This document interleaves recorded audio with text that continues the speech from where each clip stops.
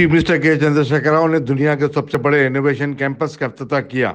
3.14 एकड़ अराजी पर मुहित इस कैंपस में 2000 से ज्यादा इदारों के दफातर कायम किए जाने की गुंजाइश रखी गई है। रियासती वजीर इंफॉर्मेशन टेक्नोलॉजी के टी रामाराव ने इस कैंपस की तफसीलात से वाकिफ करवाया। चीफ सेक्रेटरी सोमेश कुमार और दूसरे आला अहदेदार भी इस मौके पर मौजूद थे।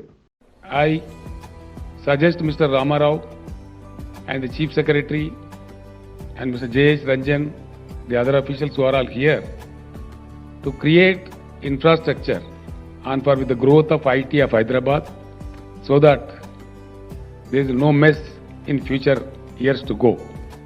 And I also request Mr. B.V. Mohan Reddy, who was requesting me to improve the talent, improve the quality in education system.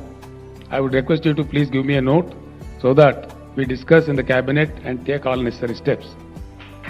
I am really very happy that Hyderabad is today seen as a wonderful city which is spotted on the globe, not in the country.